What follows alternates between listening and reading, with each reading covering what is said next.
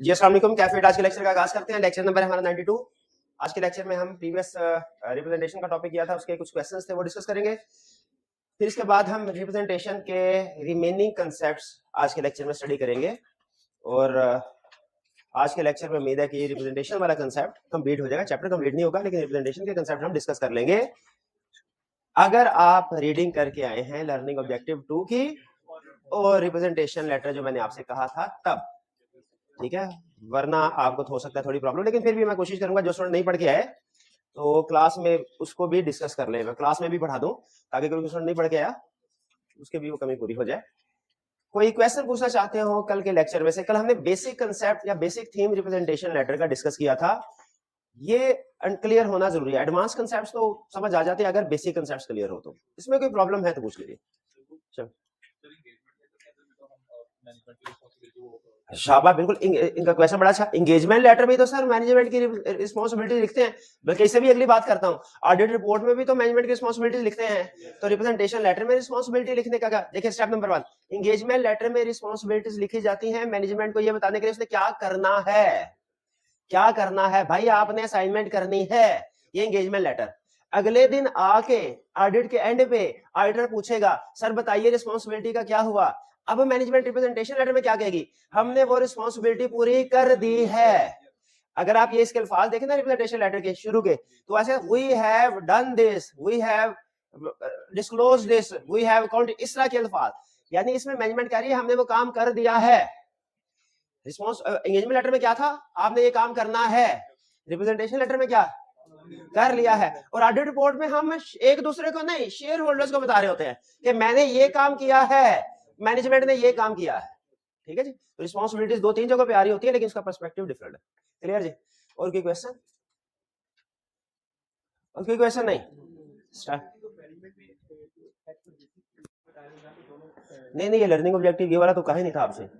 Representation, if representation is not provided, ये तो कहा ही नहीं था पढ़ने को। सारा पढ़ा है? बेहतरीन बेहतरीन, शाबाश शाबाश।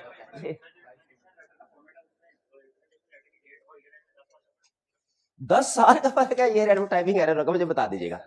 उनका जो ऑडिट है रिप्रेजेंटेशन लेटर में 10 साल का फर्क है।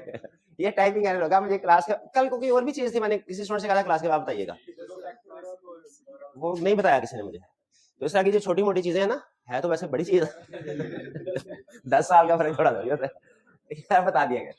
चलिए पहले question, explain the purpose of a written representation letter. दो पर्पस। एक, मैनेजमेंट अपनी रिस्पांसिबिलिटीज कंफर्म करती है कि कर दी है, एक्सेप्ट नहीं करती। एक्सेप्ट किसमें किया था? कंफर्म करती है कि हमने कर दी। यानी, और ये रिस्पांसिबिलिटी कौन सी? ओवरऑल वाली, फाइनेंशियल स्टेटमेंट प्रिपरेशन वाले, ऑडिटर को इंफॉर्मेशन प्रोवाइड करने, ओवरऑल रिस्पांसिबिलिटीज की बात कर दी। दूसरा पर्पस होता है सपोर्ट करना एविडेंस को। अच्छा, ये लफ्ज सपोर्ट बहुत अहम है। इसमें ऐसा कंसेप्ट छुपा है जो आगे चल के केस स्टडी बन जाता है कि एक है सपोर्टिंग एविडेंस, एक है सफिशिएंट एविडेंस। दोनों में फर्क है। सफिशिएंट एविडेंस का मतलब कि मजीद काम करने की जरूरत नहीं। सपोर्टिंग एविडेंस का मतलब सपोर्ट तो कर रहा है लेकिन अभी कंप्लीट नहीं है, और भी काम करना है। तो रिप्रेजेंटेशन लेटर का मतलब क्या है? ये सपोर्टिंग एविडेंस है। ठीक है जी। यानी इसमें जो भी इंफॉर्मेशन मैनेजमेंट हमें कम्युनिकेट कर रही है, कंफर्म कर रही है, हमने उसको लायदा से अपने प्रोसीजर के जरिए भी वेरीफाई करना है। ये चीज ध्यान में रखिएगा। ये बात समझ आ गई आपको? ये केस स्टडी में भी यूज होगी। चलिए, अच्छा एक जगह में याद आ गया, रिप्रेजेंटेशन लेटर की डेफिनेशन में लिखा है representation letter, representation does not include financial statement and related. अच्छा, ये रटे वाला पॉइंट है, इसमें कोई कंसेप्ट नहीं है, इसमें कोई कंसेप्ट नहीं है, ये रटे वाला पॉइंट। हाँ, जो लफ्ज सपोर्ट वाला है ना, इसमें बहुत बड़ा कंसेप्ट है, केस स्टडी बनता है वो। वन में कोई प्रॉब्लम नहीं। चलिए अब क्वेश्चन 2, कह रहा audit of 3 star limited TSL for the year ending December 31, 2014 was completed and initial report was issued on February 15, 2015। Initial report को अंडरलाइन कर लीजिए। आप जब फॉर्म में जाएंगे ना, आप तो डॉक्यूमेंट्स के ऊपर जो आपने प्रिपेयर किया होता है ना, साइन करेंगे आप हर डॉक्यूमेंट के ऊपर, जिससे पता चलेगा ये आपने चेक किया है, इसकी रिस्पॉन्सिबिलिटी आपकी है। हर डॉक्यूमेंट के ऊपर कम से कम एक पर्सन के साइन जरूर होते हैं जो ऑडिटर ने प्रिपेयर किया होता है। रिव्यू करने वाले के भी साइन होते हैं, प्रिपेयर करने वाले के भी, रिव्यू करने वाले। पर्पस क्या होता है इसका? बहुत से पर्पस है। सबसे बड़ा पर्पस रिस्पॉन्सिबिलिटी। वो आप साइन वो नहीं करते जो आपके चेकबुक पे होते हैं या जो आपके आईडी कार्ड पे होते हैं, उसे कहते हैं हम इनिशियल्स, यानी नाम के पहले हरूफ लिखना। जैसे नाम के, जैसे भाई का क्या नाम है? अदील सरताज, तो ये फर्म में जब सरकार अच्छा अदील सरताज नहीं सचमुच सरताज समझना शुरू हो गए थे अपने आप अदील सरताज। तो फर्म में जब डॉक्यूमेंट्स के ऊपर अपने ये शो करेंगे ना कि मैंने प्रिपेयर किया, तो सिर्फ एएस लिखेंगे। एएस इसे कहते हैं इनिशियल्स, नाम के पहले हरूफ इनिशियल्स, ये साइन नहीं होते। तो फर्म में जब हम सब कुछ प्रैक्टिकली कर लेते हैं ना सर, सिर्फ 2-3 चीजें पेंडिंग रहती है क्लाइंट की तरफ से। तो हम क्लाइंट को रिपोर्ट देते हैं, कहते हैं सर ये हमारी तरफ से फाइनल है। उस रिपोर्ट के ऊपर एंगेजमेंट पार्टनर अपने इनिशियल भी कर देता है, लेकिन वो आईएसएस के मुताबिक ऑडिट रिपोर्ट नहीं है, क्योंकि उसमें एक एलिमेंट मिसिंग है। कौन सा एलिमेंट? साइन। पार्टनर कहता है सर 2-3 चीजें, एक रिप्रेजेंटेशन लेटर आपने भी हमें नहीं दिया, और 2-3 चीजों की अप्रूवल है बोर्ड ऑफ डायरेक्टर्स की, वो आपने अभी तक हमें प्रोवाइड नहीं की। तो ये जो पेंडिंग चीजें हैं ना, ये जैसे ही आप प्रोवाइड करेंगे हम आपको रिपोर्ट साइन करके दे देंगे। आपकी तसल्ली के लिए इनिशियल करके रख दिया, इसी के ऊपर साइन कर देंगे, ताकि आपको पता हो अब हमारी तरफ से काम रेडी है, आपकी तरफ से पेंडिंग है। इनिशियल रिपोर्ट ऑडिट रिपोर्ट नहीं होती, ये इनिशियल रिपोर्ट ऑडिट रिपोर्ट नहीं होती, लेकिन इसका मतलब यह है कि सारा काम ऑडिटर कर चुका है, मैनेजमेंट की तरफ से 1-2 चीजें पेंडिंग है। तो इनिशियल रिपोर्ट दी, अभी फाइनल नहीं है। समझ लीजिए ड्राफ्ट रिपोर्ट है। इनिशियल रिपोर्ट का मतलब क्या समझ रहे हैं? ड्राफ्ट ऑडिट रिपोर्ट उन्हें दे दी। And the meeting of board of director was held on 22 February to approve the accounts, and thereafter being an auditor you have been required to issue signed auditor report for the purpose of issuing financial statement to shareholder। समझ आएगा? कह रहे हमने board director report हुई, prove किया उन्होंने, उन्होंने कहा भाईजान अब साइन रिपोर्ट दे दो। As per provision of international standard auditing, you also need to obtain a written representation from your client TSL। Written representation भी लेनी है before issuing the signed auditor's report. सही कह रहा है? बिफोर इशूइंग के after issuing भी चलेगा, क्योंकि ये एविडेंस है। Representation letter is an evidence, required evidence, required sufficient नहीं है, रिक्वायर्ड है। बात समझ रहे हैं? जैसे अकाउंटिंग का पेपर पास करने के लिए कैलकुलेटर रिक्वायर्ड प्रोसीजर है, लेकिन सफिशिएंट नहीं है। सिर्फ कैलकुलेटर लेके पास नहीं हो जाएगी, दिमाग में एविडेंस दूसरा कंसेप्ट भी होने चाहिए। तो रिप्रेजेंटेशन लेटर रिक्वायर्ड है, सफिशिएंट नहीं है। फिर कह रहा है in the light of the given situation answer the following. Why does an auditor need to obtain the written representation from management and दो चाबी governance? क्यों? कोई पर्पस पूछ रहा है, to confirm management's responsibility and to support other evidence, support other evidence। फिर कह रहा है what is the most commonly used form of a written representation and what should be the date of written representation in the above scenario। Discuss in most common form का legal paper होना चाहिए कोई? नहीं। Letter format, email के जरिए होना चाहिए कोई? नहीं। लेटर फॉर्म, हालांकि ईमेल भी हो सकता है, वो भी ऐसे मतलब रिटर्न ही समझा जाता है, लेकिन मोस्ट कॉमन फॉर्मेट कौन सा है? लेटर फॉर्म, रिटन फॉर्म में। ठीक है? और तरतीब ज़हन में रखिएगा, पहले ऑडिटर से मैटर्स क्लाइंट को, मैनेजमेंट को भिजवाए जाते हैं। सर मुझे हमें इन मैटर्स पे रिप्रेजेंटेशन चाहिए, स्टैंडर्ड्स के मैटर अलहदा, और अगर कोई एडिशनल उसने रिप्रेजेंटेशन वो भी। फिर मैनेजमेंट उन्हें अपने ऑफिशियल लेटर हेड पे प्रिंट करके साइन करके ऑडिटर के हवाले करती। एंगेजमेंट लेटर पे दोनों पार्टीज के साइन होते हैं, लेकिन रिप्रेजेंटेशन लेटर पे सिर्फ एक पार्टी के साइन होते हैं। किसके?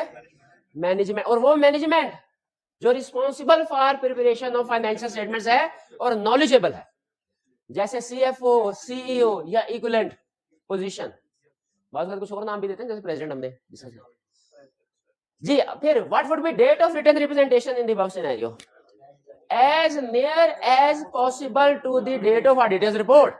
जितना करीब हो उतना अच्छा, but not later।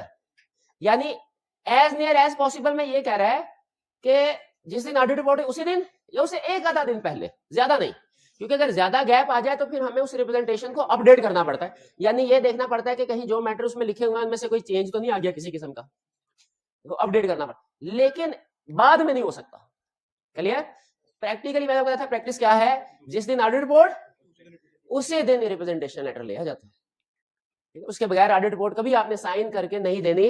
अगर दी तो आईएसआई की वायलेशन है। इसका मतलब है आपने sufficient appropriate audit evidence obtain नहीं किया अगर रिप्रेजेंटेशन लेटर नहीं लिया। Who is responsible to provide written representation on behalf of company? ये भी हमने डिस्कस कर लिया। सिर्फ मैनेजमेंट नहीं लिखना, मैनेजमेंट रिस्पांसिबल फॉर प्रिपरेशन, फिर नॉलेज, और फिर एग्जांपल्स भी देनी है तीसरे नंबर में। सीएस बिल्कुल क्लियर है। इस क्वेश्चन में कोई प्रॉब्लम? हाइब्रिड क्लास में कोई प्रॉब्लम हो तो हाथ उठा दीजिए। हाइब्रिड क्लास में कोई प्रॉब्लम? बिल्कुल। Question 3, your firm is the auditor of iota limited. लोटा नहीं है, आयोटा है, आयोटा है। And audit report is expected. शाबाश, फोकस किया भी तो किस लफ्ज में, सुभान अल्लाह, सुभान अल्लाह। एंड इसको अंडरलाइन कर ले। And audit report is expected to be signed on 10 तारीख। IL's management has just informed you that due to certain personal reason CEO will not be available from 5 March to 15 March. Report sign करनी है 10 मार्च को, कह रहा 5 से 15 मुझे काम है कोई। They have provided you with the following alternative option। उन्हें दूसरी alternative option, पहली ऑप्शन दूसरी ऑप्शन। रिक्वायर्ड में कह रहा है comment on acceptability of each option with reason. क्या कहना चाह रहा है, बताओ ये ऑप्शन एक्सेप्टेबल है या नहीं, और सिर्फ यस नो नहीं करना, रीजंस भी बतानी है। ठीक है, तो इसमें कमेंट को अंडरलाइन कर ले और इसमें रीजंस को अंडरलाइन करें। कमेंट का मतलब बताना है यस के नो, रीजंस का मतलब बताना है justification. And suggest the best course of action for obtaining representation in the above scenario, और सजेस्ट को अंडरलाइन कर ले। यानी अगर दोनों में ही कोई प्रॉब्लम है तो फिर तीसरा सूटेबल वे वो बता दे। पहली ऑप्शन देखते हैं, कह रहे CEO will sign all the representation either on 4 March और 16 मार्च 2021। जी 16 मार्च तो बिल्कुल ही आउट। हम पहले उससे 16 मार्च की ऑप्शन को डिस्कस कर देंगे कि representation letter should be obtained on और बिफोर ऑडिट, ऑन और before audit report, not after. फिर इसके बाद 4 मार्च को कमेंट करना है। 1 हफ्ते का फर्क है, क्या 1 हफ्ता पहले ही रिप्रेजेंटेशन लेटर लेना एप्रोप्रिएट? ये भी ज्यादा, देखिए 1-2 दिन तक चलता है क्योंकि इसमें ज्यादा सिग्निफिकेंट चेंजेस नहीं होंगे, लेकिन 1 वीक में हो सकता है कोई लीगल केस का डिसीजन हो जाए, हो सकता है कोई और इवेंट आ जाए, सब्सिक्वेंट इवेंट भी कोई अगर हो सकते हैं। तो इसीलिए यहाँ पे ये भी सूटेबल नहीं है, ये ऑप्शन वैलिड। हाँ, अगर एक रास्ता है 4 मार्च को रिप्रेजेंटेशन लेटर ले लिया जाए और 10 मार्च को उसे अपडेट करवा लिया जाए, क्लियर। लेकिन 10 मार्च को वो है ही नहीं, इसका मतलब ये ऑप्शन भी वैलिड नहीं, रूल आउट होगी। ठीक है जी, पहली ऑप्शन में हम दोनों डेट्स के ऊपर कमेंट करना है, 16 मार्च में भी और 4 मार्च में भी, दोनों की रीजन अलग-अलग बता दी, you acceptable. Next, CEO will call on 10 March 2021 to the engagement partner and will verbally confirm all the representation required by auditor.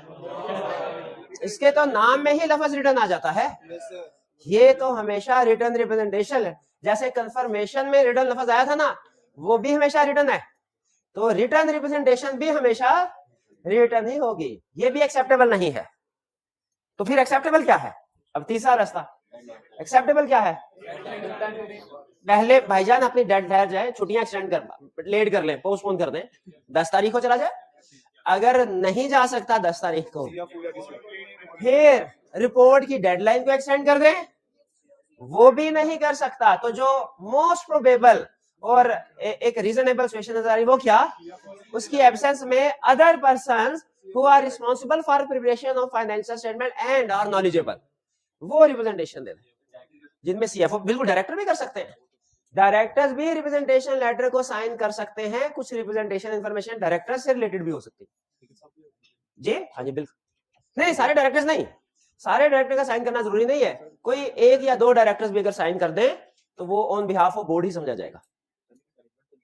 हाँ मैनेजमेंट, लेकिन रिप्रेजेंटेशन मैनेजमेंट और 2-4 भी गवर्नेंस दोनों से ली जा सकती है, दोनों। हाँ जी, रिलेटेड पार्टी में था ना मैनेजमेंट और 2-4 भी गवर्नेंस, दोनों से रिप्रेजेंटेशन। शाबाश, भी क्लियर जी।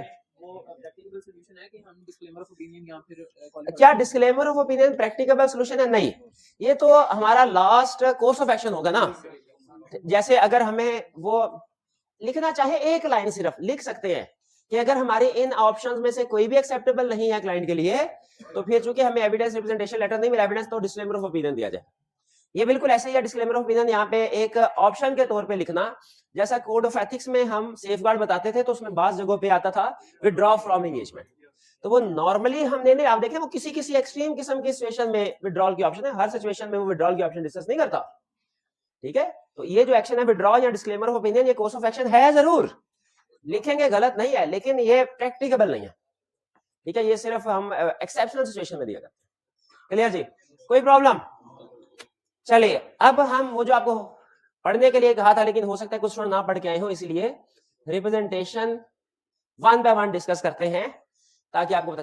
अच्छा, ये जो रिप्रेजेंटेशन की क्लासिफिकेशन है ना, ये जरा जहन में रख लीजिए, ये रफ से आपको कंसेप्ट बिल्ड कर रहा हूं। रिप्रेजेंटेशन की टाइप्स। अच्छा, कोई स्टूडेंट रिप्रेजेंटेशन और रिप्रेजेंटेशन लेटर में फर्क बता सकता है? रिप्रेजेंटेशन लेटर के अंदर सारी रिप्रेजेंटेशन होती हैं, यानी representation letter is equal to sum of all representation, sum of all representation. इसलिए ध्यान में रखिए, अगर केस स्टडी में कहीं उसने कहा ना कि रिप्रेजेंटेशन नहीं दी, तो वो मे भी मटेरियल हो, मे भी परवेसिव हो, लेकिन अगर केस स्टडी में कहा रिप्रेजेंटेशन लेटर नहीं दिया, वो हमेशा पर, क्यों हमेशा परवेसिव होगा? रिप्रेजेंटेशन लेटर नहीं दिया तो कोई रिप्रेजेंटेशन नहीं दी, ठीक है? हाँ जी, बिल्कुल बिल्कुल, वेरी गुड। तो ये है जी रिप्रेजेंटेशन, टाइप्स ऑफ रिप्रेजेंटेशन, दो टाइप्स। एक है ओवरऑल मैनेजमेंट रिस्पॉन्सिबिलिटी से रिलेटेड, मैनेजमेंट रिस्पॉन्सिबिलिटी से रिलेटेड, ठीक है? और ये है स्पेसिफिक एरिया से रिलेटेड, स्पेसिफिक एरिया से रिलेटेड। वो जो था ना असल में, वो to confirm responsibilities and to support, तो कंफर्म इन वाली रिस्पॉन्सिबिलिटीज के लिए था। ये ओवरऑल है फाइनेंशियल स्टेटमेंट, जो चैप्टर 2 में पढ़े थे। और ये है स्पेसिफिक है, जैसे रिलेटेड पार्टी के हवाले से रिप्रेजेंटेशन, जैसे गोइंग कंसर्न के हवाले से रिप्रेजेंटेशन, जैसे हम पढ़ेंगे लिटिगेशन, सब्सिक्वेंट इवेंट वगैरह वगैरह। ये जो स्पेसिफिक एरिया की रिप्रेजेंटेशंस हैं, इनको हम फर्दर दो हिस्सों में डिवाइड करते हैं। एक रिक्वायर्ड बाय आईएसएस, वो रिप्रेजेंटेशन जो आईएसए रिक्वायर करता है, और दूसरी रिक्वेस्टेड बाय ऑडिटर। वैसे ये रिक्वायर्ड बाय ऑडिटर भी लिख सकते हैं, लेकिन हम प्रोफेशनल वर्ड यूज करते हैं रिक्वेस्टेड, रिक्वेस्टेड बाय ऑडिटर। ये रिप्रेजेंटेशन और इस रिप्रेजेंटेशन का फर्क क्या है? इसका इफेक्ट हमेशा परवेसिव होगा, यानी रिप्रेजेंटेशन लेटर नहीं मिला, इफेक्ट परवेसिव। रिप्रेजेंटेशन लेटर मिल गया, उसमें ये वाली रिप्रेजेंटेशन नहीं मिली, क्योंकि ये ओवरऑल से रिलेट करती है। मैनेजमेंट में ने अपनी फाइनेंशियल स्टेटमेंट प्रिपेयर करने की रिस्पांसिबिलिटी पूरी कर दी, सारी इंफॉर्मेशन डिस्क्लोज कर दी, ये ओवरऑल। स्पेसिफिक एरिया, ये अगर रिप्रेजेंटेशन नहीं मिली, इसका इफेक्ट मटेरियल भी हो सकता है, परवेसिव भी हो सकता है। और इसमें दो टाइप्स है, required by ISS, requested bye auditor. और ऑडिटर क्या हर सिचुएशन में रिप्रेजेंटेशन रिक्वेस्ट कर देता होगा? नहीं, कि भाई स्कोप लिमिटेशन है, चलो रिप्रेजेंटेशन दे दो, काम चला लेते हैं। हर सिचुएशन में तो नहीं है कि मिस स्टेटमेंट है, चलो रिप्रेजेंटेशन दे दो, काम चला लेते हैं, ऐसा थोड़ी है। स्कोप लिमिटेशन है या मिस स्टेटमेंट है, उसमें तो मॉडिफिकेशन इन रिपोर्ट एप्रोप्रिएट है, उसमें रिप्रेजेंटेशन थोड़ा ही एप्रोप्रिएट है। तो हर सिचुएशन पे रिप्रेजेंटेशन एप्रोप्रिएट नहीं है। ऑडिटर नॉर्मली जो एडिशनल रिप्रेजेंटेशन रिक्वेस्ट करता है, वो कौन से वाले एरियाज होते हैं? वो एरियाज होते हैं जो कि जिनमें मैनेजमेंट की जजमेंट एस्टिमेट्स हो, मैनेजमेंट की जजमेंट्स हो, या और फ्यूचर कोर्स ऑफ एक्शन से related, future course of action से रिलेटेड। ये छोटा सा स्ट्रक्चर है, इसको ध्यान में रखिएगा, ठीक है? थोड़ा सा आपको शायद कॉम्प्लेक्स लग रहा होगा, लेकिन ये कंप्लीट पिक्चर आपके सामने रख दी। अब ये मैं ये कंसेप्ट कि कब रिप्रेजेंटेशन एप्रोप्रिएट होती है, कब नहीं, ये बिल्ड करने के लिए कोई चंद एक एग्जांपल आपके साथ शेयर करना चाह रहा हूं। मैनेजमेंट ने अपने सारी की सारी इंफॉर्मेशन ऑडिटर को प्रोवाइड कर दी है, इस मैटर के ऊपर रिप्रेजेंटेशन एप्रोप्रिएट है कि नहीं? मैनेजमेंट से ये पूछना चाहिए, सर लिख के दीजिए कि जो भी इंफॉर्मेशन फाइनेंशियल रिलेटेड आपने हमें प्रोवाइड कर दी, छुपाया कुछ नहीं है, बिल्कुल है। और ये कौन से वाली टाइप होगी? Management responsibility over. अच्छा, क्या मैनेजमेंट से रिप्रेजेंटेशन लेनी चाहिए कि जितने भी रिलेटेड पार्टी रिलेशनशिप और ट्रांजैक्शन थी फाइनेंशियल स्टेटमेंट में भी डिस्क्लोज कर दिया, नंबर 1। नंबर 2, ऑडिटर को भी बता दिया, ये भी कर सकते हैं। अच्छा, ये भी रिप्रेजेंटेशन एप्रोप्रिएट है। अच्छा, ये किस टाइप से है? स्पेसिफिक। हालांकि आपको पता है एग्जामिनर का स्टाइल वो टाइप्स की तरफ नहीं जाता, वो टाइप आपसे पूछेगा नहीं कि ओवरऑल है कि स्पेसिफिक है, बताओ रिक्वायर्ड बाय ऐसे है कि ऑडिटर की जजमेंट पे डिपेंड करता है, बताओ इसका ताल्लुक फाइनेंशियल स्टेटमेंट से है कि ऑडिटर से। देखिए रिस्पांसिबिलिटी दो तरह की है ना, मैनेजमेंट फाइनेंशियल स्टेटमेंट प्रिपेयर करना, ऑडिटर को इन्फॉर्मेशन प्रोवाइड करना। तो कुछ रिप्रेजेंटेशन फाइनेंशियल स्टेटमेंट से रिलेट कर रही होंगी, जैसे जो मैं रिलेटेड पार्टी की क्लासिक एग्जांपल दी आपको इसमें दो रिप्रेजेंटेशन आपने नोट किया, एक रिप्रेजेंटेशन फाइनेंशियल स्टेटमेंट के हवाले से कि मैनेजमेंट रिलेटेड पार्टी को उधर डिस्क्लोज कर दिया, और एक है ऑडिटर के हवाले से। ठीक है, तो रिप्रेजेंटेशन एप्रोप्रिएट कब होगी, ये अगर आईएसए रिक्वायर करते हैं रिप्रेजेंटेशन एप्रोप्रिएट, अगर आईएसए रिक्वायर नहीं करते तो जो जजमेंट में ऑडिटर ने क्या देखना है, जिन एरियाज में जजमेंट्स हो, अनसर्टेनिटी वगैरह, उनमें रिप्रेजेंटेशन एप्रोप्रिएट है, और जिनमें फ्यूचर कोर्स ऑफ एक्शन हो उनमें एप्रोप्रिएट है। क्लियर? अच्छा, अब इसके बाद जैसे इसके अलावा और एग्जाम्पल, क्या मैनेजमेंट ने डेप्रिसिएशन रिकॉर्ड नहीं की, इसके ऊपर रिप्रेजेंटेशन एप्रोप्रिएट है? नहीं है तो मिस स्टेटमेंट है, इस पे तो क्वालिफाइड ओपिनियन एप्रोप्रिएट है, मोडिफाइड रिपोर्ट एप्रोप्रिएट, रिप्रेजेंटेशन थोड़ी एप्रोप्रिएट है। रिपेयर एक्सपेंस में एविडेंस ही कोई नहीं है, क्या इसके स्कोप इसके ऊपर रिप्रेजेंटेशन एप्रोप्रिएट है? नहीं है। अच्छा, अगली एग्जांपल सुने, केस स्टडी से भी एग्जांपल उठा रहा हूं, ये भी एग्जांपल केस स्टडी वाले थे। अगली एग्जांपल सुने, मैनेजमेंट ने इन्वेस्टमेंट को शॉर्ट टर्म में क्लासिफाई किया, हमने कहा क्यों, उन्होंने कहा सर हमारी इंटेंशन है जैसे ही प्राइस बढ़ेगी 2-4 महीनों में इसको बेच देंगे। क्या रिप्रेजेंटेशन एप्रोप्रिएट है? इसमें एप्रोप्रिएट है, क्योंकि मैनेजमेंट की इंटेंशन, मैनेजमेंट की जजमेंट उनके फ्यूचर कोर्स ऑफ एक्शन से, फ्यूचर प्लान से रिलेट करता है। ठीक है। अच्छा, मैनेजमेंट ने फैक्ट्री क्लोज की, उसमें फिक्स एसेट्स को रीवैल्यूड अमाउंट पे शो करवाया, हमने कहा ये रीवैल्यूएशन तुमने करवाई क्यों, मैंने कहा सर इसलिए हमने इसको सेल करना है, करंट एसेट में भी क्लासिफाई किया है, क्या इस वाले रीवैल्यूएशन के ऊपर रिप्रेजेंटेशन एप्रोप्रिएट है? बिल्कुल एप्रोप्रिएट है। तो इस तरीके से क्या आप जज कर लेंगे कि रिप्रेजेंटेशन किस सिचुएशन में। देखिए, सबसे पहला तो आपकी ज्यादातर जो केस स्टडीज है ना, वो तो 2 पॉइंट से ही सॉल्व हो जाएगी कि रिप्रेजेंटेशन एप्रोप्रिएट है कि नहीं। पहला point, if it is required by ISS it is appropriate, अगर रिप्रेजेंटेशन रिक्वायर्ड बाय आईएसए कोई भी केस आ गया रिप्रेजेंटेशन एप्रोप्रिएट है। दूसरा, अगर मिस स्टेटमेंट या स्कोप लिमिटेशन है रिप्रेजेंटेशन नॉट एप्रोप्रिएट। हाँ, अगर दरमियानी सिचुएशन आ जाए कि मिस स्टेटमेंट स्कोप लिमिटेशन भी नहीं है और आईएसएस वाली लिस्ट में भी नहीं है, फिर आपने अपनी जजमेंट अप्लाई करनी है कि क्या इस सिचुएशन में जजमेंट्स अनसर्टेनिटीज हैं, क्या ये मैनेजमेंट के future course plan of action से रिलेट करता है, उसकी बेस पे आप डिसाइड करेंगे एप्रोप्रिएट है या। क्लियर जी? तो ये मैंने आपको एक केस स्टडी सिखा दी जिसमें आईकैप ये पूछता है कि बताइए in following situation whether representation is appropriate और नॉट। उसके लिए आपको क्या याद होना चाहिए, लिस्ट के किस जगह पे रिप्रेजेंटेशन आईएसए ने कहा हुआ है।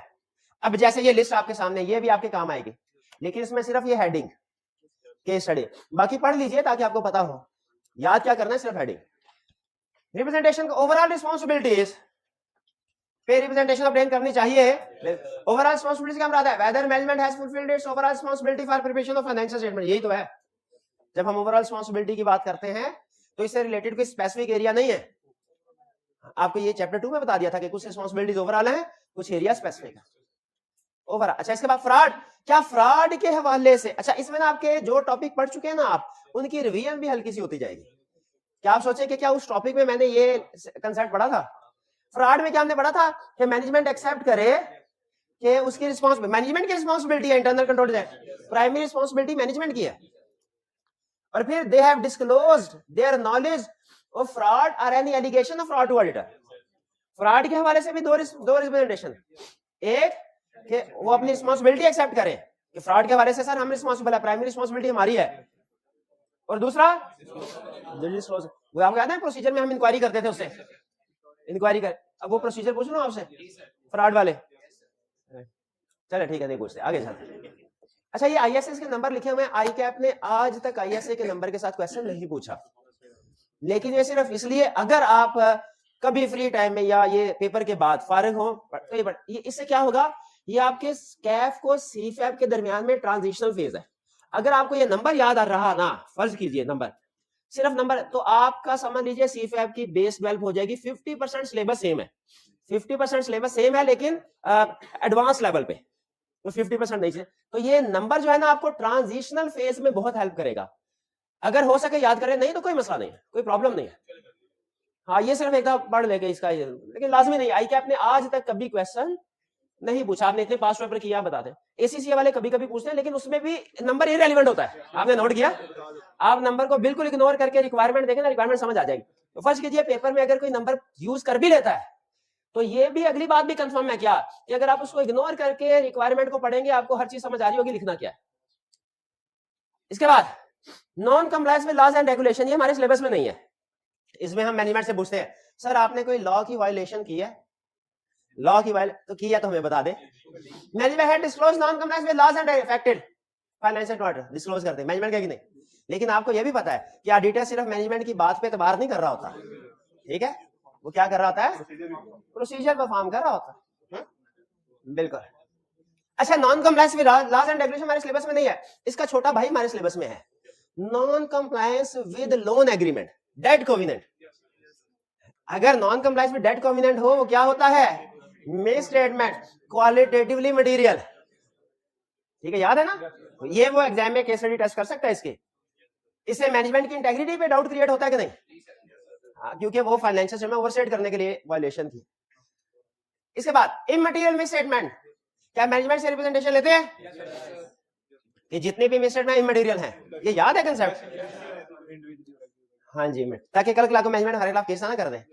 लिटिगेशन, क्या रिप्रेजेंटेशन लेते हैं लिटिगेशन के हवाले से कि they have disclosed all litigation and claims affecting financial statement to auditor, कोई बात छुपाई नहीं ऑडिटर से, आपको पता? अच्छा, तो फिर इसका मतलब है हमने कंफर्मेशन लेटर नहीं भेजना लॉयर को, हमने डॉक्यूमेंटेशन देखने की जरूरत नहीं है, हमें लीगल केसेस का अपडेटेड स्टेटस पता करने की जरूरत नहीं है, नहीं ये सारे काम फिर भी करने हैं, तो रिप्रेजेंटेशन लेटर क्यों ले रहे हैं?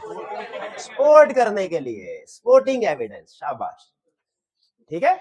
वरना तो अगर फ्रॉड की रिप्रेजेंटेशन ले ली, इसका मतलब फ्रॉड से रिलेटेड कोई प्रोसेस परफॉर्म नहीं करना है, ये सपोर्टिंग एविडेंस है, ठीक है? इसी तरह फेयर वैल्यू एंड एस्टिमेट्स, इस पे भी रिप्रेजेंटेशन वो कहता ले लो। Method assumptions used by and data used in counting estimates and related disclosure are appropriate, including management has intention and ability to perform, जो भी उसका है एक्शन। इसका मतलब ये हुआ, अगर फिक्स एसेट्स रीवैल्यूड अमाउंट पे हैं, क्या रिप्रेजेंटेशन अप्रोप्रिएट है कि नहीं? फेयर वैल्यू के लफ्ज की वजह से, फेयर वैल्यू के साथ इसके एग्जांपल लिखना चाहें तो लिख लें, रीवैल्यूएशन ऑफ फिक्स एसेट्स। फिर आप कहेंगे सर इसमें तो किया बेटर देते हैं, वो भी देंगे, लेकिन रिप्रेजेंटेशन भी तो ऑब्टेन करनी है। क्या रीवैल्यूएशन के प्रोसीजर में कहीं पे आपने ये पढ़ा कि representation obtain representation from management? ये पढ़ा था? अगर है तो लिंक हो गया, नहीं यार तो ऐड हो गया प्रोसीजर, है प्रोसीजर, ये लिंक हो गया। देखा, बहाने से नई चीज कुछ नहीं है, पुरानी जो है वो लिंक हो रही है। नहीं पढ़ा तो ऐड कर ले, नहीं पढ़ा तो कि जब कभी रीवैल्यूएशन होगी मैनेजमेंट से रिप्रेजेंटेशन ऑब्टेन करेंगे, जब कभी लॉ वाली लीगल केस की केस स्टडी आएगी representation from management, related parties के हवाले से रिप्रेजेंटेशन ऑब्टेन करते हैं। दो, इधर तो 4-5 लिखते हैं, ये कहां से आ गए? पढ़ के देख लेते हैं। Management has disclosed related party their relationship and their transactions, ठीक है? In management has appropriate accounted for disclose them in accordance with दो साहब, ये तो दोनों एक ही लग रही है। ये ऊपर वाली काट दे, ऊपर वाली नीचे वाली जरा ज्यादा बेहतर अल्फाज में इन अकॉर्डेंस है। दो साहब कौन सा अप्रूव ट्रांजैक्शन डेट मिनट, एक मिनट है, सॉरी अब आप काट नहीं, मैं असल में पूरा, मैंने जब नीचे पूरा पढ़ा तो फिर मुझे याद आया ये ऊपर वाली रिप्रेजेंटेशन है ऑडिटर वाली और नीचे वाली है फाइनेंशियल स्टेटमेंट वाली। इसके एंड में कटिंग की बजाय इसके एंड में लिखना है टू ऑडिटर, यानी जो पहले वाले ना, management has disclosed related parties their relationship and transactions to auditor लिखना था, काट दिया आपने, कोई बात नहीं, उसके साथ करके टिक लगा दे, ठीक है? और इससे मुझे एक बात याद आ गई कि इंसान सबसे ज्यादा अपनी गलतियों से सीखता है, तो अब आपको बाकी चाहे और कुछ रिलेटेड याद रहे ना रहे, ये जरूर याद रहेगी बात। तो बहरहाल चले, मैनेजमेंट हैज एप्रोप्रिएटली कंडक्टेड, ये भी हो गया दो, भाई ये दो थी, बाकी कहां से आ गई? दो साहब governance had approved a transaction that material effect finance, हां ये अप्रूवल की बात में थे, लेकिन इसमें उधर तो उसने रिप्रेजेंटेशन नहीं, चले कोई बात नहीं, लेकिन है रेलेवेंट पॉइंट लिखा हुआ था ये, चलो ठीक है। दो साहब गवर्नेंस है any interest in related party transaction disclose कर, और व्हेन दो साहब governance had made oral representation to अगर उन्होंने ज़बानी कलामी कोई रिप्रेजेंटेशन राइटर को दिया वो रिटन फॉर्म में लिख दे। तो ये नीचे वाली 3 हमारी एडिशनल है, ये इनडायरेक्टली शायद कहीं ना कहीं रिलेटेड पार्टी के चैप्टर में डिस्कस हो रही हो, नहीं हो रही तो इनको ऐड कर ले। हो रही है बट ठीक है, हो रही है तो ठीक है। यानी आपकी रिलेटेड पार्टी के हवाले से टोटल रिप्रेजेंटेशन कितनी हो जाएंगी? यानी मैनेजमेंट से ये भी पूछेंगे उधर डिस्क्लोज कर दिया भाई, हमें भी बता दिया भाई, अप्रूवल भी ले ली डायरेक्ट। 2 चाबी गवर्नेंस अप्रूवल लेनी होती है रिलेटेड पार्टी की, भाई अप्रूवल भी ले ली। अच्छा 2 चाबी गवर्नेंस का इंटरेस्ट है अगर कोई, वो भी बता दो। डायरेक्टर्स का भी तो इंटरेस्ट हो सकता है, ताकि वो फिर हम शेयर होल्डर्स के सामने रख सकें। अब है सब्सिक्वेंट इवेंट तो पता है आपको क्या है? ये के बाद तो हम मैनेजमेंट से, हालांकि हम खुद भी सब्सिक्वेंट इवेंट्स आइडेंटिफाई करने के लिए प्रोसीजर परफॉर्म करते हैं, हम सीखेंगे भी, लेकिन यहाँ पे मैनेजमेंट से क्या कह रहे हैं कि आप बताइए, आपने हमें सारे सब्सिक्वेंट इवेंट बता दिए। तो अगर मैनेजमेंट से रिप्रेजेंटेशन ले ले और मैनेजमेंट 5 सब्सिक्वेंट इवेंट्स देके कहे सर ये सारे हो गए, हमें मजीद काम करने की जरूरत नहीं है, मजीद काम करना है। क्यों? क्योंकि रिप्रेजेंटेशन सपोर्टिंग एविडेंस, ये सबसे अहम, पूरी रिप्रेजेंटेशन में सबसे अहम कंसेप्ट है ये प्रैक्टिकली। फिर इसका स्टेटस क्या है? सपोर्टिंग। गोइंग कंसर्न में हमने पढ़ा था मैनेजमेंट का फ्यूचर प्लान ऑफ एक्शन क्या है, तो वो कैश फ्लो फॉर कॉस्ट देखो। तो बताइए, गैस कीजिए, गोइंग कंसर्न पे रिप्रेजेंटेशन अप्रोप्रिएट है कि नहीं? ठीक है जी। अच्छा आगे चलते हैं, ये भाई बताएंगे ये रिप्रेजेंटेशन ऑडिटर अपने प्रोसीजर परफॉर्म करने के दौरान लेता है या बाद में? देखिए ज़बानी कलामी दरमियान में भी ले सकता है, प्रोसीजर परफॉर्म करते, प्रोसीजर में भी पढ़ा था, लेकिन रिटन फॉर्म में एंड में लेता है, इकट्ठी करके। ठीक है जी, ये अच्छा क्वेश्चन था। हाँ यूं कह ले, भाई ने इसको थोड़ा टेक्निकल अल्फाज में बता दिया कि सर वो रिप्रेजेंटेशन पहले ले लेता है लेकिन रिप्रेजेंटेशन लेटर बाद में लेता है। बिल्कुल ठीक है, ये भी ठीक है। आगे चलते हैं, examples of other representation if determine. अच्छा ये ऊपर वाली रिप्रेजेंटेशन तो वो है जो रिक्वायर्ड बाय आईएसए। अब वो ऑडिटर को भी एक पावर दे रहा है, डिस्क्रिशनरी पावर, कि भाई इन वाली मेरे यहाँ पे तो रिप्रेजेंटेशन ऑब्टेन करनी है, अगर तुम मुनासिब समझो तो खुद भी रिप्रेजेंटेशन ले सकते हो। लेकिन याद रखे ये ऑडिटर को पावर दे रहा है, ऑडिटर को गन दे रहा है, लेकिन साथ ही नीचे कह रहा है इस पे अंधाधुंध फायरिंग नहीं करनी। अंधाधुंध फायरिंग का मतलब क्या है? हर मैटर पे रिप्रेजेंटेशन ऑब्टेन, मिसाल भी दे रहा है कि किस किस मैटर पे रिप्रेजेंटेशन ऑब्टेन कर सकते। कहता है representation regarding intention, plans, judgements of management about future course of action. अगर कोई ऐसा एरिया हो जो स्टैंडर्ड में दुनिया बदलती रहती है ना, तो हो सकता है कोई नई एरिया आ जाए, कोई नई सिचुएशन आ जाए जो आईएसए में कवर ना हो सकी हो। तो कहता है इस सिचुएशन में आपने देखना है, अगर तो वो मैटर मैनेजमेंट की इंटेंशन, प्लान, जजमेंट से रिलेट कर रहा है, रिप्रेजेंटेशन ले लो। For example intention to hold और सेल इन्वेस्टमेंट या मशीनरी, ये एग्जाम्पल दे दिया आपको। For example going concern valuation, ये तो ऑलरेडी स्टैंडर्ड भी कह देता है, ये रिक्वायर्ड बाय स्टैंडर्ड भी थी। बहरहाल एग्जाम्पल थे, रीवैल्यूएशन ऑफ पीपी, हाँ ये नहीं, ये स्पेसिफिक एग्जांपल नहीं थी, उसने fair value general word use किया था, उसमें कह सकते हैं वैसे कि एक एग्जांपल ये भी है। पेंडिंग लिटिगेशन ये भी थी। चले हम इसमें सिर्फ रिपीट होगी, अच्छा है, ताकि केस स्टडी में हम पिक कर ले इसको। ठीक है कि केस स्टडी में ये इस मैटर के ऊपर रिप्रेजेंटेशन तो लाजमी ऑब्टेन करने हैं। फिर representation regarding completeness of liabilities, mortgage, charges on assets, के लायबिलिटीज कंप्लीटली रिकॉर्ड कर ली हैं। तो याद है मैनेजमेंट में not provide complete information to auditor, तो हो सकता है कुछ लायबिलिटीज रिकॉर्ड ना की गई हो, मैनेजमेंट से लिख के देंगे आपने कंप्लीट लायबिलिटी रिकॉर्ड कर, और जब मैनेजमेंट लिख के दे देगी तो फिर कंप्लीटनेस ऑफ क्राइटेरिया वाले प्रोसीजर परफॉर्म करने की जरूरत नहीं है जरूरत। अच्छा एसेट्स को देख के ये तो पता चल जाएगा आपको कि ये अंडर चार्ज नहीं है। जो मॉर्गेज एसेट्स होते हैं उनका डिस्क्लोजर आता है ना, फिजिकल वेरिफिकेशन से पता चलेगा कि ये अंडर चार्ज है नहीं। कैसे पता चलेगा? डॉक्यूमेंट्स, हाँ, एक तो लोन एग्रीमेंट से और दूसरा कह रहा है मैनेजमेंट से रिप्रेजेंटेशन भी ऑब्टेन कर ले। तो ये कुछ एग्जांपल दे रहा है, other representation if determine necessary by auditor. Clear जी, रीड कर लिया आपने। अब सबसे अहम बात देखिए, कल वाले लेक्चर में सबसे अहम लफ्ज था सपोर्ट का, सिंगल वर्ड अगर मैं आपको कल के, अब आज के लेक्चर में ये सारी चीज अभी तक बढ़िया भूल जाए, लेकिन अब जो आगे हम पढ़ने जा रहे हैं वो नहीं भूलना।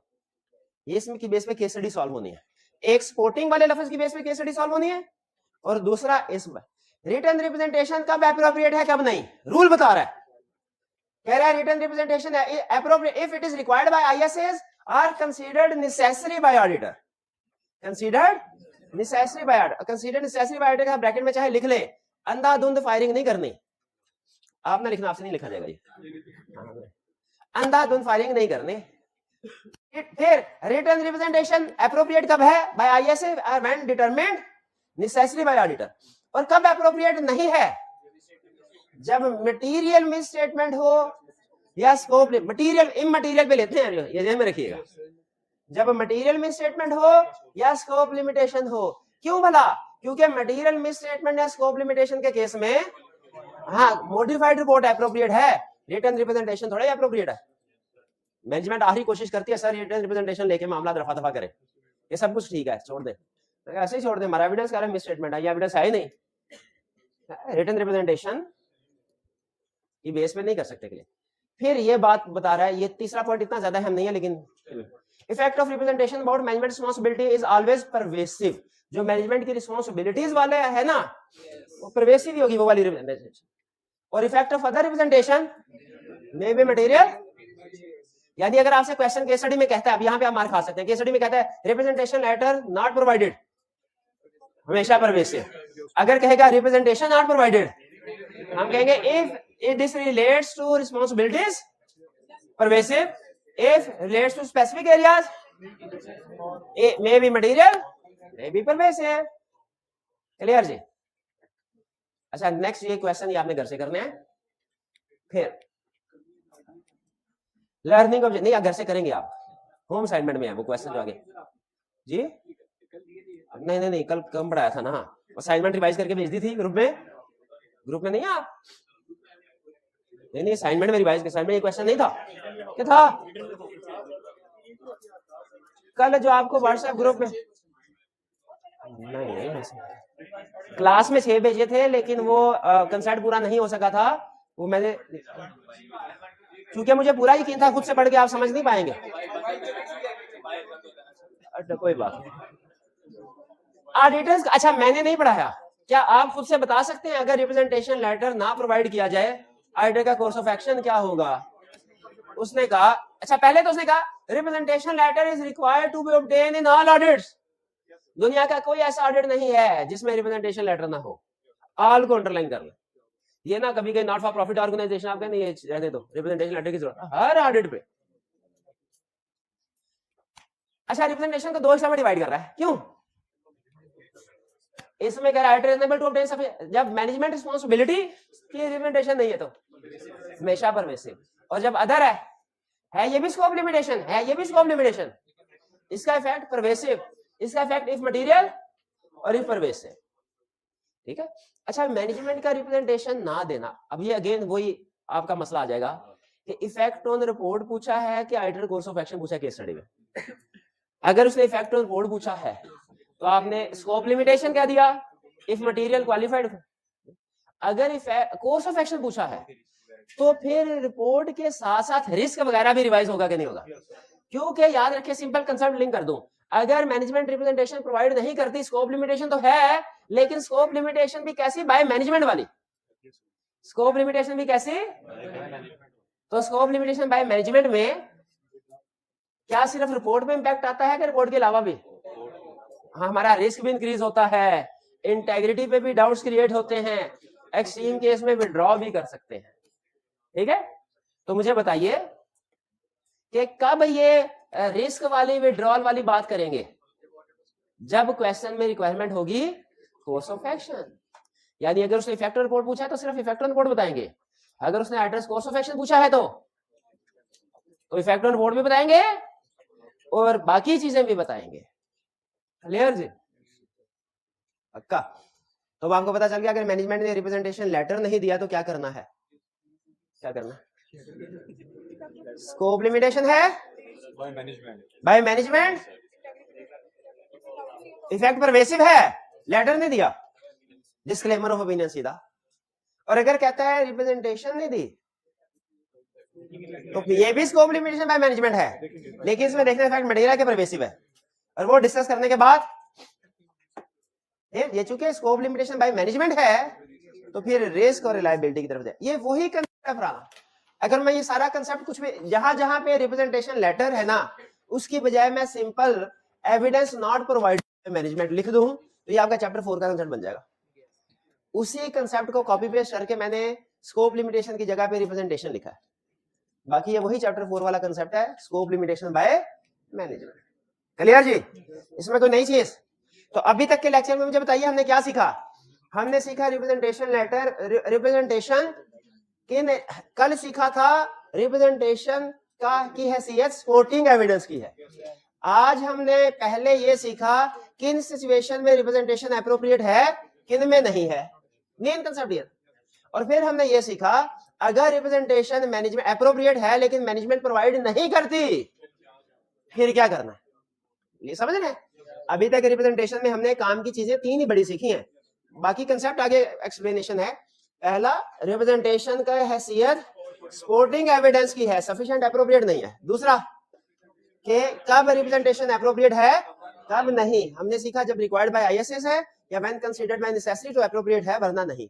फिर हमने सीखा कि अगर रिप्रेजेंटेशन एप्रोप्रिएट है और मैनेजमेंट प्रोवाइड ना करे तो फिर कोर्स ऑफ एक्शन क्या होगा। हाँ जी बिल्कुल, जब डिस्क्लेमर ऑफ ओपिनियन देंगे, रिप्रेजेंटेशन लेटर ना हमें मिला इस वजह से, तो इंटेग्रिटी को भी रिसेस करेंगे। अच्छा, अब यहाँ पे क्वेश्चन ये है कि जब डिस्क्लेमर ऑफ ओपिनियन ही दे दिया तो अब इंटेग्रिटी का करना क्या है? इंटेग्रिटी नेक्स्ट ईयर के लिए, अगले साल के लिए रिफंड नहीं होना। और अगर 2-3 साल बाद हमें फिर दोबारा अप्रोच किया उन्होंने तो हम देखेंगे क्या वही मैनेजमेंट है या बदल गई है।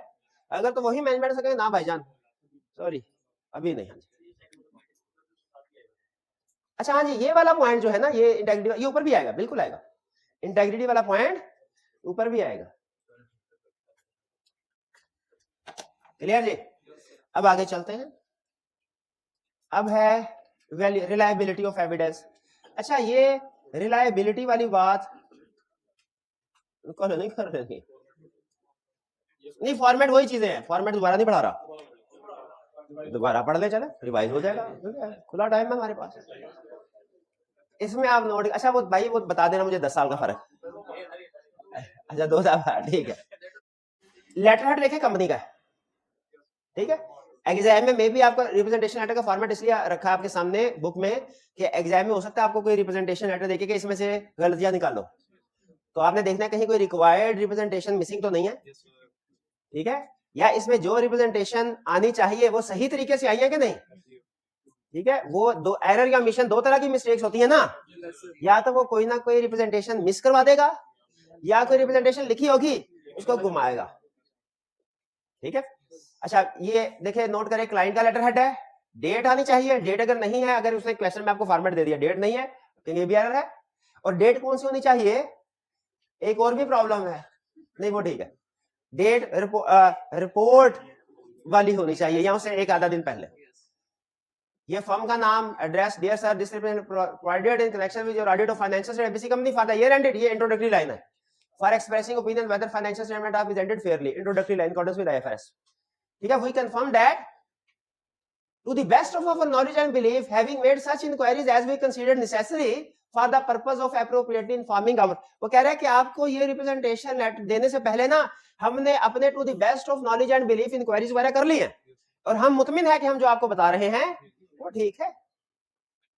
फिर उसने ये रिप्रेजेंटेशन बताई है अबाउट फाइनेंशियल स्टेटमेंट, यानी जिनका ताल्लुक फाइनेंशियल स्टेटमेंट से है, और वो रिप्रेजेंटेशन जिनका ताल्लुक, जैसे एक एग्जांपल लेते हैं, ये भी एक क्लासिफिकेशन हमारे सामने आ गई कि रिलेटिंग टू फाइनेंशियल स्टेटमेंट कौन सी है, और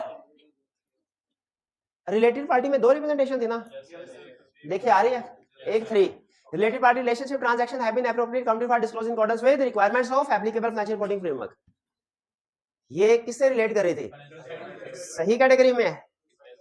फिर ये इंफॉर्मेशन प्रोवाइडेड टू ऑडिटर में भी है रिलेटेड पार्टी, ये भी थर्ड है। We have disclosed to you identity, disclose to you पहले लिखा है फाइनेंशियल स्टेटमेंट में, डिस्क्लोज आपको बता दें, ठीक है, are related party of which we are aware.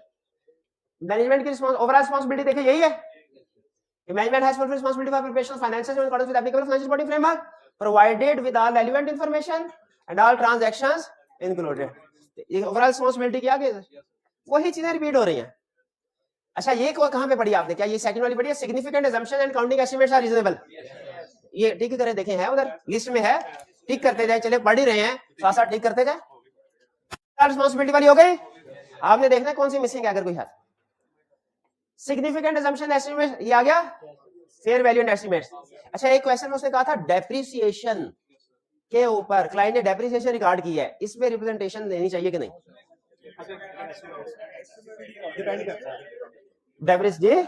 Depreciation ऐसे, हाँ, हमने ये लिखना था, अगर ये सिग्निफिकेंट है ना, सिग्निफिकेंट, तो फिर इसे रिप्रेजेंटेशन लेटर में इंक्लूड किया जा सकता है, लेकिन साथ में इफ सिग्निफिकेंट लिखना लाजमी है, यानी छोटे मोटे एस्टिमेट्स में नहीं, सिग्निफिकेंट। थोड़े बहुत डेटर्स हैं उन पे प्रोविजन की आपके, ये भी तो एस्टिमेट है सर, एस्टिमेट्स है लेकिन सिग्निफिकेंट नहीं है, उसने कहा है fair value and significant estimates में रिप्रेजेंटेशन पे रिलेटेड इम्पेयरमेंट में ले सकते हैं इफ सिग्निफिकेंट, इफ सिग्निफिकेंट, बल्कि लेनी चाहिए क्योंकि उसमें वो फ्यूचर कैश फ्लोज बनते हैं जो मैनेजमेंट के फ्यूचर प्लान ऑफ एक्शन पे डिपेंड करते हैं। हाँ जी बिल्कुल, डेवलपमेंट, हाँ डेवलपमेंट में भी रिप्रेजेंटेशन है, शाबाश, ये तो आप बहुत अच्छा समझ गए। डेवलपमेंट में मैं क्यों बोला, डेवलपमेंट में उसके क्राइटेरिया में है इंटेंशन टू कंप्लीट या सेल, वो भी इंटेंशन पे डिपेंड करता है, शाबाश। डेवलपमेंट का बैंक्स नए नोट नहीं दे रहे आजकल, अरे बंद चल दे रहे नहीं, कोई नेक्स्ट असेसमेंट सिस्टम करेंगे जैज कैश का, on the spot Jazz cash का। All event subsequent to the date of financial statements, ये सब्सिक्वेंट इवेंट वाले थे रिप्रेजेंटेशन, ठीक कर लें फिर इसको भी। Effect of uncorrected misstatements are immaterial both individually, हाँ ये अच्छा, ये इमटेरियल मिस स्टेटमेंट बार बार कह रहा हूं, आप किसी ने ये नहीं कहना कि सर ने सिखाया था मिस स्टेटमेंट हो तो रिप्रेजेंटेशन एप्रोप्रिएट है, नहीं सर ने ये नहीं सिखाया था, इमटेरियल मिस स्टेटमेंट हो तो एप्रोप्रिएट है, मटेरियल मिस स्टेटमेंट हो तो रिप्रेजेंटेशन एप्रोप्रिएट, उसमें तो क्वालिफिकेशन एप्रोप्रिएट है।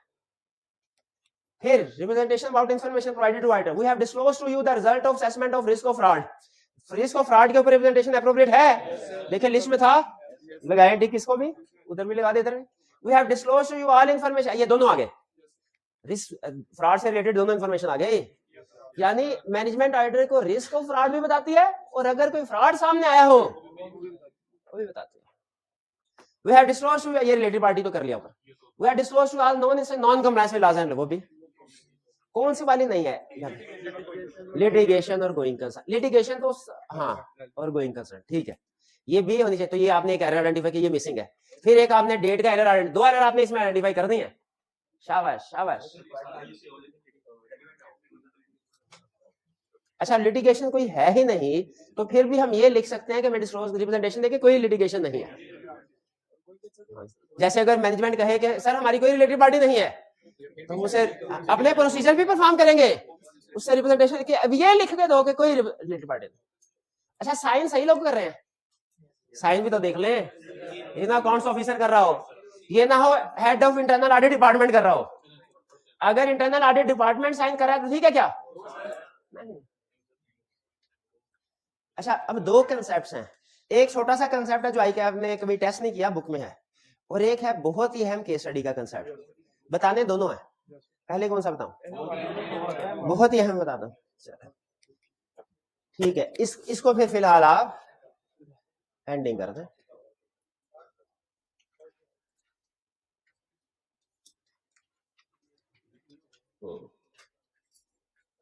नहीं ये नहीं मैं बताता हूं, एक इक्वेशन आपके सामने लिख रहा हूं, जिसको ये इक्वेशन समझ आ गई ना, अच्छा ये valuation of reliability of representation, ये कंसेप्ट भी पढ़ा हुआ है हमने, लेकिन सिर्फ पहले जनरल, जैसे अभी थोड़ी देर पहले बताया ना कि स्कोप लिमिटेशन बाय मैनेजमेंट का इफेक्ट हमने चैप्टर 4 में पढ़ा था, यहाँ पे है रिप्रेजेंटेशन और उसी की स्पेसिफिक एग्जांपल है।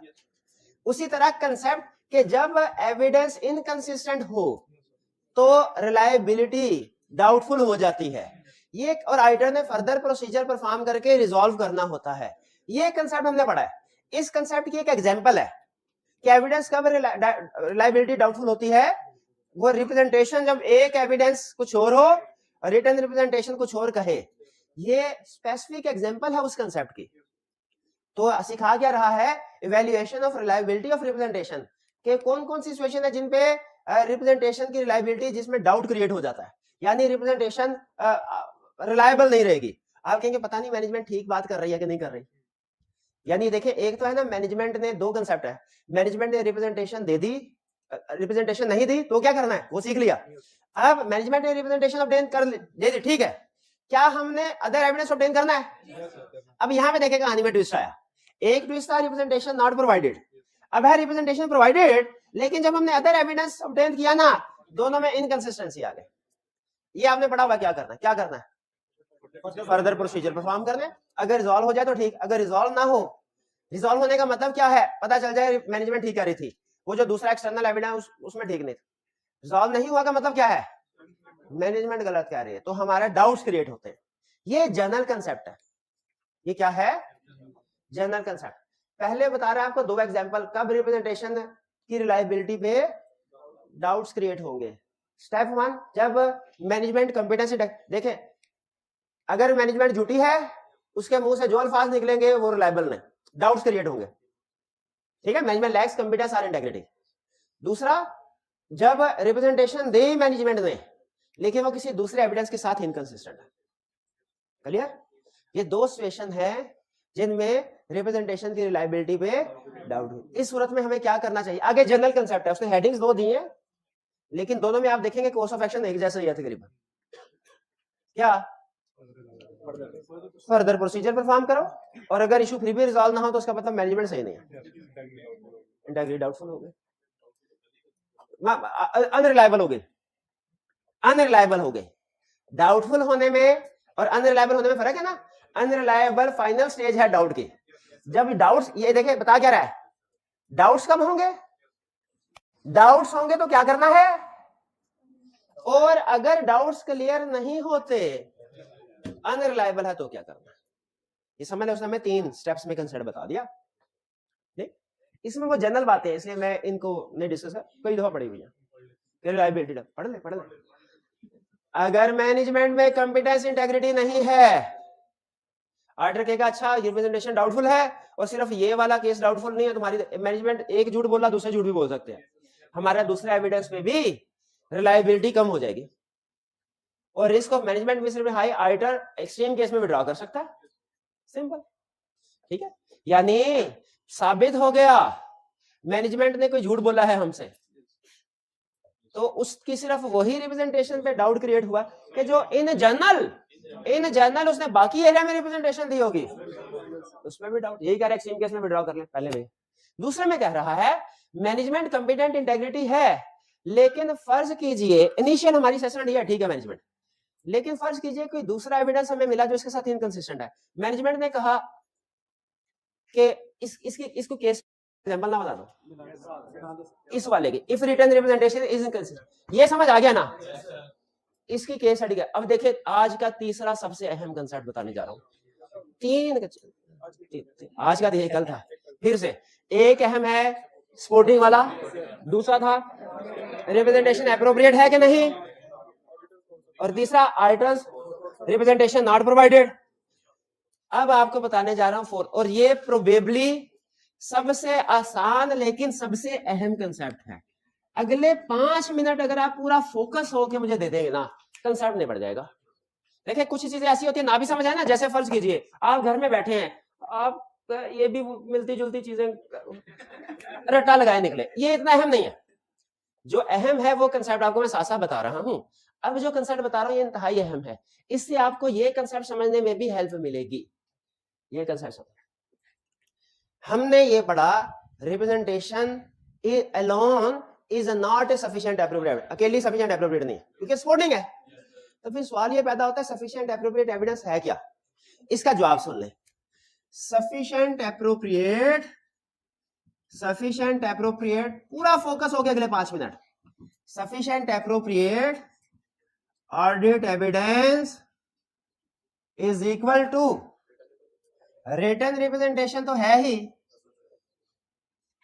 रिटन रिप्रेजेंटेशन तो है ही, प्लस अदर एविडेंस भी ऐड होगा ना, तो अदर एविडेंस नीचे लिख रहे which is expected to exist, यानी जो नॉर्मली हुआ करता है, विच इज एक्सपेक्टेड, या ये ना भी लिखे तो चलेगा क्योंकि हर चीज का कुछ ना कुछ एविडेंस होता है। ये दोनों मिलेंगे फिर सफिशिएंट एप्रोप्रिएट एविडेंस होगा। एक भी मिसिंग है, क्लियर? अब सुनिए, अब कहें sir please explain with the help of examples. ये इक्वेशन आपके देखे पूरे रिप्रेजेंटेशन को टेक्निकली आपने समझना होना, दो अल्फाज हैं जो इसके कंसेप्ट जो मगज उसको निकाल के बाहर ले आएंगे। एक है sport, sporting representation, sporting evidence है, और दूसरा है ये इक्वेशन। ये दो अल्फाज दो चीजों पे ग्रिप है, इंशाल्लाह more than 80% case study solve हो जाएंगे। पहली चीज, पहली एग्जांपल, क्लाइंट ने कहा सर रिटन रिप्रेजेंटेशन ये सर अदर एविडेंस नहीं है, रिपेयर एक्सपेंस गुम हो गया, रिपेयर वाउचर गुम हो गया, एक्सपेंस था, रिप्रेजेंटेशन है, लिख के देते हैं, लिख के देते हैं कि ये एक्सपेंस जेन्युइन है, क्या सफिशिएंट एप्रोप्रिएट एविडेंस आ गया। अच्छा ये केस स्टडी में पूछेगा आपसे, सिचुएशन बदल देगा लेकिन कंसेप्ट कहेगा सर अदर एविडेंस नहीं, रिप्रेजेंटेशन ले लें, अदर एविडेंस नहीं, कसम खा के आपको कह देते सब कुछ ठीक है, ठीक है, नहीं स्कोप लिमिटेशन है, if material qualified, if pervasive, आगे वो जो भी बेसिस वगैरह की आर्गुमेंट वगैरह वगैरह की आर्गुमेंट नहीं आएगा। दूसरा केस, उसने कहा सर अदर एविडेंस है, आपने रिलेटेड पार्टी पे प्रोसीजर नहीं सारे परफॉर्म कर लिए, सब्सिक्वेंट डेट के प्रोसीजर नहीं परफॉर्म कर लिए, गोइंग कंसर्न के प्रोसीजर नहीं, लायर को कंफर्मेशन लेटर नहीं भेज दिया, अदर एविडेंस है सारा, तो हमारी रिप्रेजेंटेशन की क्या जरूरत है, यही तो आपने चेक करना है, क्या सफिशिएंट एप्रोप्रिएट एविडेंस है, क्या है ये स्कोप लिमिटेशन है, कोई माइका लाल जो बता सके फर्स्ट भी स्कोप लिमिटेशन है, सेकंड भी, दोनों में फर्क क्या है। हाँ, फर्स्ट वाली सादा स्कोप लिमिटेशन है, सेकंड वाली स्कोप लिमिटेशन बाय मैनेजमेंट है, इसमें इंटेग्रिटी पे भी कमेंट करना है, इसमें उसमें सिर्फ रिपोर्ट पे कमेंट करना, इसमें रिपोर्ट प्लस इंटेग्रिटी पे कमेंट करना। और ट्विस्ट तो आया अब, ट्विस्ट तो आया अब, ये पॉइंट आया अब, क्या रिप्रेजेंटेशन भी है, रिटर्न एविडेंस भी है, अदर दोनों इनकंसिस्टेंट है। एग्जाम्पल, मैनेजमेंट से कहा सर ये इन्वेस्टमेंट रखी है शॉर्ट, ये लॉन्ग टर्म रखी है, क्यों, उन्होंने कहा सर ये लॉन्ग टर्म साल रखेंगे, इस कंपनी को सब्सिडी बनाएंगे एक ना एक। हमने कहा इंटेंशन है ये, स्टैंडर्ड ने कहीं पे रिक्वायर्ड में तो नहीं लिखा हुआ, चलो जाने देते हैं, रिप्रेजेंटेशन नहीं लेते, सही फैसला है, future plan of course of action है, रिप्रेजेंटेशन है, ये ले रिप्रेजेंटेशन, ये सर। और ये रंड के बाद हमने देखा अभी 2 हफ्ते ही गुजरे थे, साल खत्म हुए, पता चला पैसे आए हैं, कहां से आए हैं, बेच दी इन्वेस्टमेंट, अब एविडेंस भी है, इन्वेस्टमेंट बेच दी, एविडेंस भी है, रिटर्न रिप्रेजेंटेशन भी है, दोनों इनकंसिस्टेंट है, यही केस है, यही केस है। अब बताइए इस केस में आप नोट कीजिए, इसमें इफेक्ट ऑन रिपोर्ट नहीं है, इसमें क्या आएगा, इसमें स्कोप लिमिटेशन थी, इसमें scope limitation plus others problem, इसमें स्कोप लिमिटेशन नहीं आएगी, क्यों नहीं आएगी, एविडेंस है, मसला ये नहीं एविडेंस नहीं है, मसला एविडेंस इनकंसिस्टेंट है, तो इसमें स्कोप लिमिटेशन कभी नहीं आएगी, स्कोप लिमिटेशन नहीं आएगी, फिर क्या आएगा, अदर प्रोसीजर। हम कहेंगे हम इसको रिजॉल्व करने की कोशिश करेंगे, नहीं रिजॉल्व हुआ, मैनेजमेंट की इंटेग्रिटी डाउटफुल, हमारा रिस्क इंक्रीज हो जाएगा। आप एक दफा पढ़ के देखें, if written representation is inconsistent with other evidence, इसको पढ़ के देखें, इसमें वो आपको यही बातें करता नजर आएगा, फर्दर प्रोसीजर परफॉर्म करो, रिजॉल्व करो, रिपोर्ट पे मजाल है एक लफ्ज भी बोले, नहीं बोलेगा, auditor shall discuss the matter with management and shall perform further procedure to resolve the matter, ये तो करना ही है, इनकंसिस्टेंट पूछना है ना, क्या मसला है, कहां दूसरी बात, if matter remains unresolved auditor shall reassess competence integrity of management and shell evaluate its effect on representation in general, अगर झूठी साबित कहां पे इफेक्ट ऑन रिपोर्ट नहीं होना चाहिए, क्यों रिपोर्ट पे नहीं है, आप ओपिनियन मॉडिफाई क्यों नहीं कर सकते, एविडेंस तो दे दिया, विड्रॉ करना कर ले, रिपोर्ट मॉडिफाई नहीं कर सकते, एविडेंस दे, भाई बात समझ आ रही है आपको। ये दो चीजें रिटन रिप्रेजेंटेशन में केस स्टडी में आपको हेल्प करेंगी, बार बार बता रहा हूं, कोई वजह है तो बता रहा हूं। एक आपको इसको आपने ये इसको छोड़ दे, ये कम दर्जे की है, इसको याद कर ले, ये तो इजी है ना, इसका थर्ड समझ आ गया, ये ऑटोमेटिकली समझ आ जाएगा, ये सिचुएशन इसका थर्ड वाली ही है, क्लियर जी। स्कोप लिमिटेशन मिस स्टेटमेंट भी तो नहीं, क्योंकि इनकंसिस्टेंट है। अगर साबित कर लेते हैं कि कौन सा, देखिए जब वो कहते हैं ना मैटर रिमेन्स अनरिजॉल्व्ड, इसका मतलब क्या है कि आप साबित कर ही नहीं सकते ठीक है कि गलत, वरना तो रिजॉल्व हो जाता। इसलिए ये अभी 50-50 में है, यानी आप कंफर्म हो के ना ये कह सकते ठीक है ना कह सकते गलत। अनरिजॉल्व्ड का मतलब यही है, सही साबित हो जाए वो भी रिजॉल्व हो गया, गलत साबित हो जाए वो भी रिजॉल्व हो गया। अनरिजॉल्व्ड का मतलब क्या है, अभी एक बात कंफर्म नहीं हो सका कौन सही कौन गलत। क्लियर जी? तो इसमें सबसे अहम चीजें, 3 चीजें आपने ध्यान में रखनी है। सपोर्ट का एविडेंस, लिस्ट इसलिए ताकि एप्रोप्रिएटनेस डिसाइड कर सके, और ये इक्वेशन। 3 चीजें अगर आपको क्लियर हैं, बाकी कुछ भी क्लियर नहीं, कोई प्रॉब्लम नहीं, चलेगा। वे याद कर लेंगे, केस स्टडी भी कर लेंगे। कल मुझे याद पड़ेगा छोटा सा डब्बे एंड पे रह गया ना कंसर्ट, छोटा सा है कंसर्ट, कभी पूछा नहीं लेकिन जाहिर है बताना तो है। आज का लेक्चर खत्म करते हैं हमें। अल्लाह हाफिज।